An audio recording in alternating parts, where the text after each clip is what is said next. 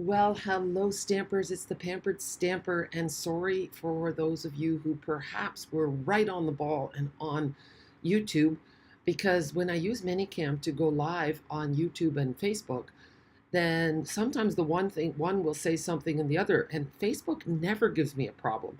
YouTube will say, oh, you need to log in, so I always do YouTube first to make sure that's all good. So YouTube was going, and then when I went in to click yes for Facebook, it gave me some error message. But I have noticed that in Europe, every single time you log into something or you open a browser, it always asks you if you are willing to accept cookies. So I think maybe that's what it is. They are super uber concerned with privacy laws here, which I think is actually quite wonderful. So, how are you guys all doing? I hope you guys all had a wonderful Easter weekend. I understand that in Chatham, in Ontario, there has been snow. That is so late for snow. Here we've had just a beautiful weekend. It's been sunny for like 4 days in a row now, between 18 and 20 degrees. So, just really honestly ideal temperatures. What a blessing. So, I'm sorry to rub it in. But are you ready to hear more about the story of my mom and dad? I have a few things to correct because I was able to talk with them and ask them a few questions. So I last week, if in case you didn't watch it, go back and have a look at the first installment. But I found out that my father, when they came to, so Germany flooded the island of Zeeland, the province where my father lived, and they did that in the spring of 1945 because they were worried about the Allies using it as a place for airplanes so that they could, defeat the Germans. So Germany was getting worried that they were going to lose, and they still did lose the battle. But anyway, Zeeland was flooded, and the Boot family had to flee, had to be evacuated, and they went to where my mom lived in Westland. So they ended up in Maasdijk. But they weren't here for only 6 months. They were here for more than 2 years. So I asked my dad, what did your family do? How did they make money? How could they support themselves? So it turns out that my father did walk over from Zeeland. He had to take a ferry boat first with 2 cows. So they had 2 cows for their own milk, and maybe they sold a little bit of milk. But my opa ended up renting some land, and so he farmed some land for 2 years. So that explains the close relationship between the aunts and uncles on both sides of the family. I guess I never really asked about that. I just thought, oh, well, they got along when they met at family occasions. But no, they had forged quite a bond over more than 2 years living in the same community. So that was really cool. And then the other question was, when did my father go to Canada for the first time? And I thought it was 1954 or 1955, but it turns out that it was September of 1953. So my father was supposed to go earlier that year, but the dikes broke in the flood of 1953, which is known here as the ramp, which means the disaster. And so when that happened, my father decided to stay longer and help his family clean up, and also again they moved back to Maasdijk area to where my mom's family was, and they lived here again for a while before they could farm, because when salt water goes over all the land, then it takes a while before the soil gets purified again and before it can grow crops. So that is what happened. So now we are going to fast forward to my parents, who wrote letters for more than 2 years. So after 2 years of writing letters, my father came back on a boat from New York City. So he did spend some time in New York City with some other guys. So these bachelor men did a weekend in New York City before getting back on a boat and sailing back to Holland. And so my father showed up on mom's doorstep to propose. Guess what my mother said? She said no. And do you know why? It's kind of like Romeo and Juliet.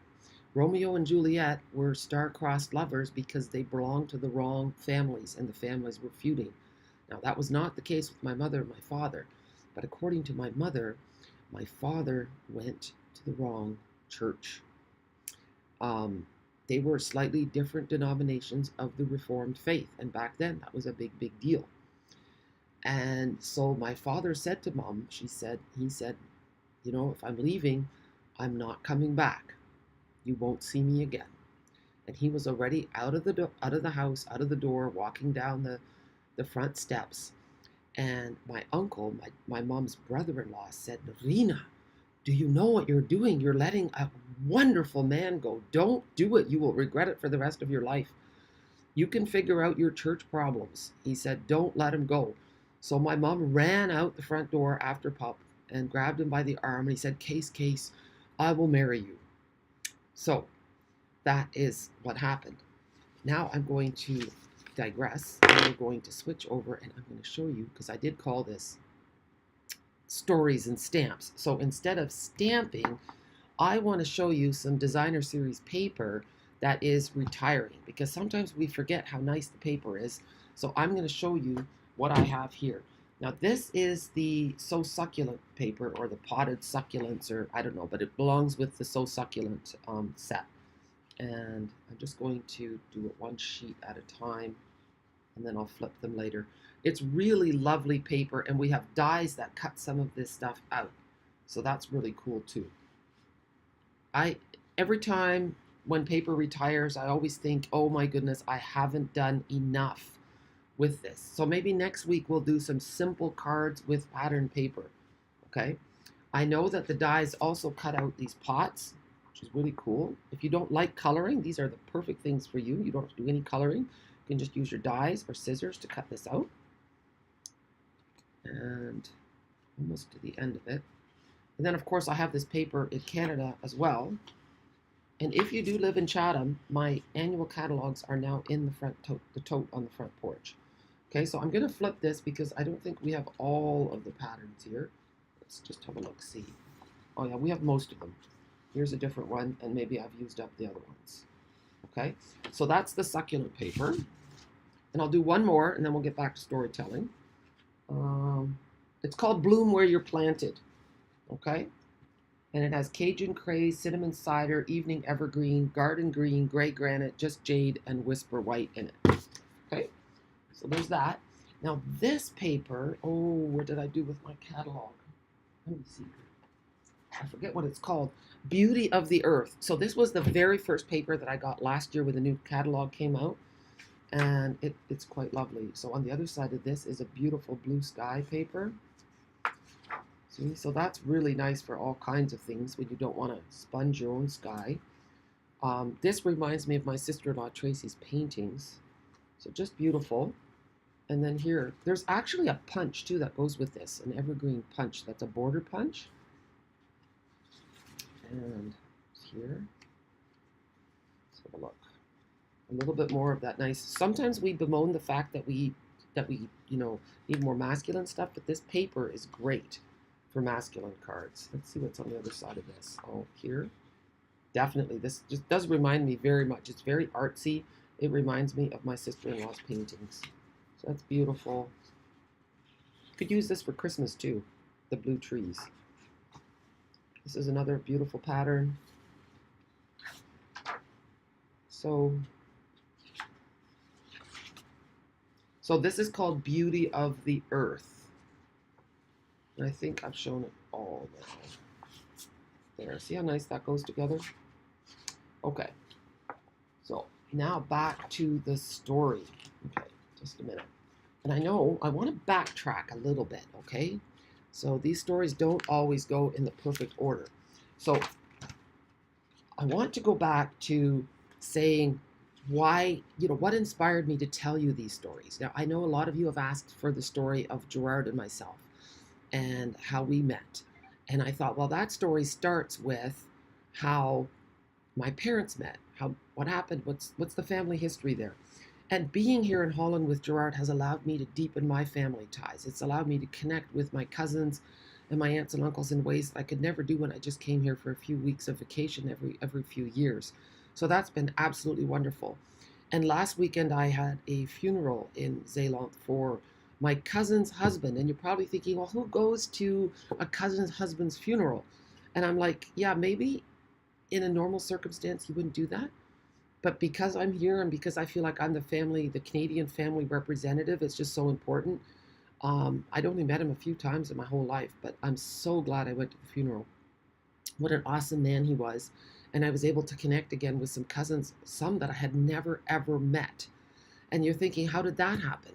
Well, my dad's oldest sister died at a very young age, so I never met her. By the time I went to Holland for the first time, I was 14.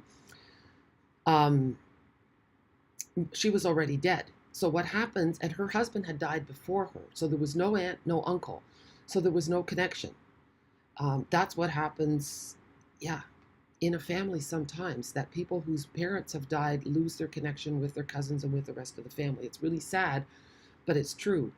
So I met Multi and I met Ina and I met Case, all from that same family, and I knew this was going to happen. I'm going to see if I can stop this from happening. Here, decline, sorry. And now I can't even find my Minicam back. Oh, goodness gracious. Let me just have a look, see. Oh, here I am. Okay, good. All right, I forgot to, yeah, everything is still working. Good, good, good. I had forgot to turn my phone off on Do Not Disturb. And whenever I forget to do that, there's always going to be a call. So anyway, when I met these cousins, we were chatting in the hall and I looked down and all of us were wearing this ring. And I explained the significance of this ring last week. And you know what's really cool? I have a honkin' big ring. I have seen these rings before, but I've never seen one this big. Well, one of my cousins had a ring the same size, and another cousin was wearing one even bigger. And all I could think of was, wow, what a group of powerful women that we would all choose to have such a big ring. And I just felt that bond of that family tie with people that you have so much in common and you don't even know it. And that was really cool to me. And my mother was also a very strong woman. So, you know, she chose to marry my father, and she knew that that would mean leaving her whole family behind and going to a country where she had never been before. See, my dad had been there a few times. He learned some English. My mother had to go to English lessons. She had to apply to be able to immigrate. It was a huge deal. And my mom had to stop school when she was 11 years old, and the war also affected that. And when she was 12, she was sent to sewing school. And she became a talented seamstress who could make her own patterns. She could design her own clothes. And she made her own wedding dress. She made wedding dresses for her sisters. She made little suits for her young brothers. And my Oma purposely sent my mother to sewing school, knowing what a blessing that would be for the rest of the family. And they were a fairly poor family, so I heard that my father really paid for the wedding. And yeah, so lots of really cool stories. The other thing about my mom was that my Opa Robomont, her father, had said to her, you know, you are so fussy about, so discriminating when it comes to men. You're going to have to go to the local, the timmerman is the word in Dutch, the local carpenter, to get a man made for you out of wood so that he can custom make it just for your design. And sometimes he was a little bit, what's the word, exasperated with my mom because there were so many people, so many gentlemen callers coming to the door who wanted to take her out. And he thought she was encouraging them. But that was just not the case. Mom was just an amazing woman, and people were interested. So she had to tell Opa that that wasn't the case and she couldn't help it. So many came, but all were sent away. So she held out for the best, which was my father. And, you know, they've had such an amazing life together and they've been so happy. So they finally got married on May the 21st, 1958. And on their honeymoon, that was their trip on a boat to Canada. And they landed in Halifax at Pier 21. I think it's Pier 21. And I never realized as a young child, I thought they went on an immigrant ship. But I see pictures of my mom on those teak chairs. You know, it's kind of like the Titanic, and they're sitting on the deck. And mom had this, she still has the picnic basket. It wasn't really a picnic basket, but it looked like that. But those baskets were all the rage in 1958, where that was kind of like their purse. And she still has it. It's so cool. Mom kept everything. And another memory of mine is seeing my parents' engagement pictures. Mom is wearing a beautiful dress that she made herself. And in the 50s, the dresses had, they emphasized the little waist and a big full skirt. And she still had that dress when I was a teenager and I tried it on. She was a little shorter than me, but it was quite exciting that she still had the dress. Yeah, So, and the other thing was Mom was smoking in their engagement pictures. And I said, Mom. And she said, she had never smoked before and after, but someone gave her a cigarette for the engagement party and she felt so sophisticated.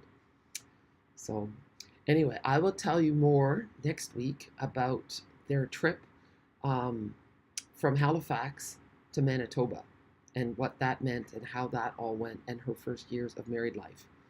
But in the meantime, let's go back to some more pretty paper. Okay, here's my notes. I've been writing notes. And who knows? So this paper is the something about wild I can think of.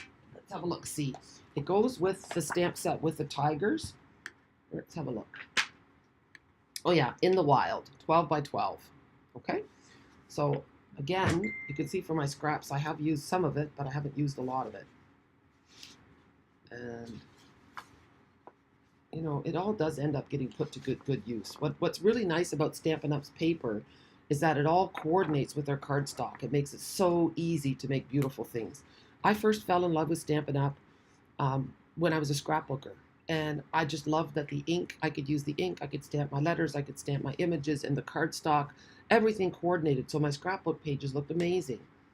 Now the dies cut out the tigers, and it's a fantastic set. It's a lot of fun. It's great for kids. Oh, look, here's the other side of that. So you can see how lovely this paper is. Is there any more? Oh yeah. I think this, oh yeah, no, this is the same. So it has some jungly prints as well. So there's that. And then next is some beautiful expressions in ink paper. I love this paper, and it was so popular that it was back ordered for the longest time, and I made some really simple cards. If you go through my YouTube channel, you'll see some cards made with this paper. Again, super artsy. When you play with paper like this, you don't have to be artistic yourself. You don't have to be able to know how to paint. And I like that. We all want to be artistic, and I think we all are in our own way. Some are just gifted. We're all gifted differently. So look at that. I think someday I'll be using up this paper. We always think that in the future we're going to have more time, and of course that's not the case. Now this is called hand penned, and it just has this really romantic touch to it. Speaking of romance, we just came back from a town called Spa in Belgium. And that is where famous people, royal people, took to the waters. It's a famous European spa town, just like Bath in England. It was beautiful. Beautiful weather, beautiful country. The hills were alive with the sound of music. That's what it reminded me of. Beautiful green pastures and sheep with their lambs and cattle and gorgeous, gorgeous homes and farms, creeks. And the place that we stayed at, Newcastle, it was actually built by an English baron for his mistress. So lots of history, and it was still all original. So Gerard certainly picked a beautiful place to stay. Isn't this pretty? And then there's still some pretty yellow here underneath. There we go. So that's that paper. And I can honestly say I have not used hand pen enough. And this is the last one. This goes with the pansies, and what's really pretty about this is that there's a gorgeous gingham to go with the flowers. And pansies, speaking of pansies, there were pansies everywhere in Bath. I mean, not in Bath, in Spa. It was really lovely. And it's only a 3.5-hour drive, although on the way there, we had so many traffic jams, it took us, I'd say, 5 hours to get there. But you know what, when you're sitting together with a person that you love, it doesn't matter if there's a traffic jam. We stopped at a rest stop, and I was able to video call with my son Oliver, so that was cool. So you just make the best of it. So I hope I've inspired you. I haven't checked the reports to see if this paper is sold out. So if it is sold out, I'm sorry. And here's the other side of that. So that's it. And I haven't been looking at Facebook or on YouTube to comment or talk with you because I've just been really engrossed in the story and in showing you the paper. But I will look at the comments afterwards, okay? I love to read what you have to say. I'll respond to it. If you're on YouTube, make sure you click on the little red subscribe button. And if you've commented with each other in the live chat, that's awesome. I can't see that afterwards, which is a real disappointment to me. I haven't figured that out. But comment in the comment section as well so that I can see that you've chatted because I really like that. All right. Have a super day, and thank you so much.